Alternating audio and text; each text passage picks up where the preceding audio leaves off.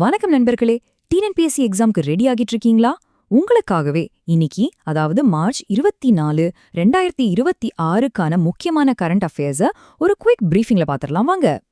முதலே உங்க மனசுல இருக்கிற கேள்வியோட ஆரம்பிக்கலாமா? டிஎன்பிஎஸ்சி எக்ஸாம்ல ஜெயிக்க நீங்க தயாரா? ஓகே, அப்போ வாங்க டைம் வேஸ்ட் பண்ணாம எக்ஸாம் பாயிண்ட் ஆஃப் வியூல இன்னைக்கு என்னென்ன முக்கிய அப்டேட்ஸ் இருக்குன்னு ஒன்னொன்னா அலசி ஆராய்ஞ்சிடலாம். ஃபர்ஸ்ட் டாபிக், நம்ம இந்தியாவோட அரசியல் எதிர்காலத்தையே மாத்த போற ஒரு விஷயம்.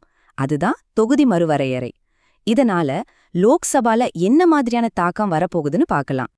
அப்போ தொகுதி மறுவரையறைய, அதாவது டெலிமிட்டேஷன்னா என்ன? சிம்பிளா சொல்லணும்னா, ஒவ்வொரு பகுதியோட மக்கள் தொகைக்கு ஏத்த மாதிரி லோக்சபா அப்புறம் நம்ம ஸ்டேட் அசெம்பிளி தொகுதியோட எல்லைகளை மாத்தி வரையறதால் தான். இது ரொம்ப ரொம்ப முக்கியமான ஒரு ப்ராசஸ், தெரிஞ்சுக்கோங்க. சரி, இந்த ப்ராசஸ் எப்படி நடக்க போகுது? இதுக்கு 3 முக்கியமான ஸ்டெப்ஸ் இருக்கு. ஒன்னு, இதுக்கு பேஸ் எதுன்னு பாத்தீங்கன்னா 2011 சென்சஸ் டேட்டா தான். ரெண்டாவது, இதோட முக்கியமான நோக்கம் பெண்களுக்கு 33% இடஒதுக்கீடு கொடுக்கற சட்டத்தை அமல்படுத்துறது. மூணாவது, இது எல்லாத்தையும் 2029 லோக்சபா தேர்தலுக்கு முன்னாடியும் முடிச்சிடுவாங்க. இதனால என்ன பெரிய மாற்றம் வரப்போகுதுன்னு கேக்குறீங்களா? இப்போ நம்ம லோக்சபால 543 சீட் இருக்கு இல்லையா? இந்த மறுவரையறைக்கு அப்புறம் அது கிட்டத்தட்ட 816 சீட்டா அதிகரிக்க வாய்ப்பு இருக்கு. யோசிச்சு பாருங்க, எவ்வளவு பெரிய ஜம்ப் இது. சரி, இப்போ அடுத்த செக்ஷனுக்கு போலாம். உலக அளவுல நடக்கிற சில முக்கியமான விஷயங்களும் அதனால நம்ம நாட்டு பாதுகாப்புக்கு ஏற்பட்டிருக்கிற தாக்கத்தையும் பத்தி பார்க்கலாம். 25 நாள். இந்த நம்பர் என்னவா இருக்கும்னு யோசிக்கிறீங்களா? இது நம்ம இந்தியாவோட எனர்ஜி செக்யூரிட்டி, அதாவது எரிசக்தி பாதுகாப்பு சம்பந்தப்பட்ட ஒரு மிக முக்கியமான நம்பர். வாங்க, இது இன்னும் கொஞ்சம் டீட்டெயிலா பார்க்கலாம். இப்போ ஈரான் இஸ்ரேல் மத்தியில ஒரு பெரிய டென்ஷன் போயிட்டு இருக்கு இல்லையா?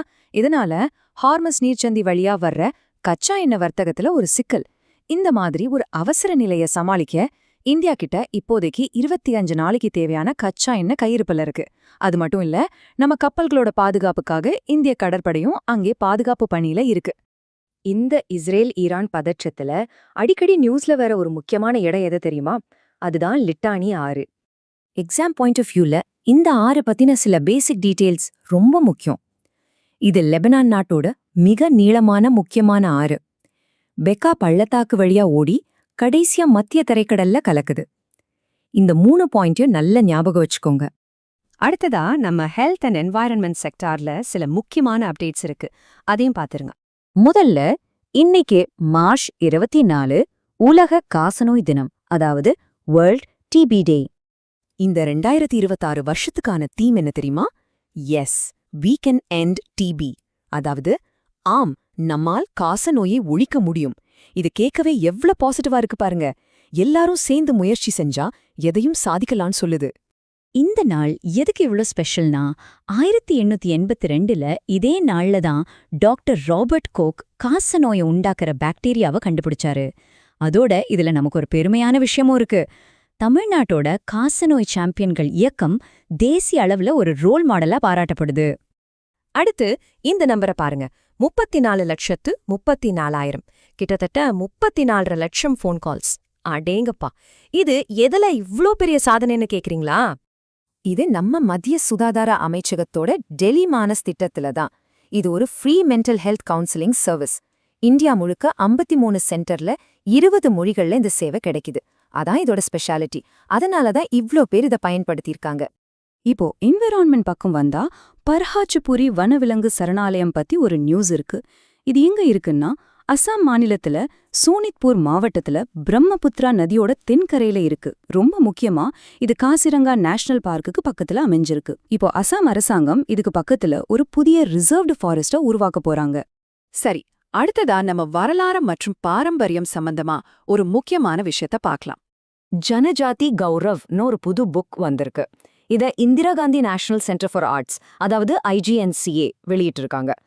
நம்ம சுதந்திர போராட்டத்துல பழங்குடியின தலைவர்களோட பங்களிப்பு பத்தி பலருக்கும் தெரியாது இல்லையா? அவங்களோட வீரத்தையும் தியாகத்தையும் இந்த புக் ஆவணப்படுத்துது. எக்ஸாம்ல இந்த மாதிரி அன்சங் ஹீரோஸ பத்தி கேள்விகள் வர நிறைய வாய்ப்பு இருக்கு.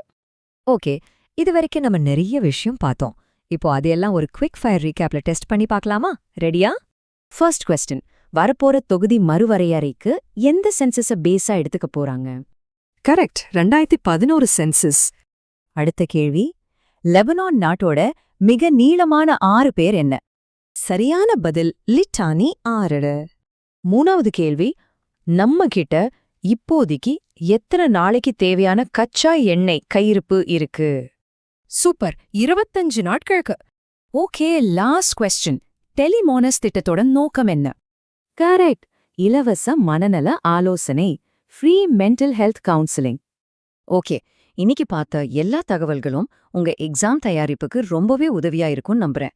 ஆனா ஒன்னு மட்டும் ஞாபகம் வச்சுக்கோங்க, நீங்க படிக்கிறது வெறும் கரண்ட் அஃபேர்ஸ் மட்டும் இல்ல, இதுதான் நாளைக்கு நம்ம தேசத்தோட பாலிசி சேலஞ்சஸா வரப்போகுது.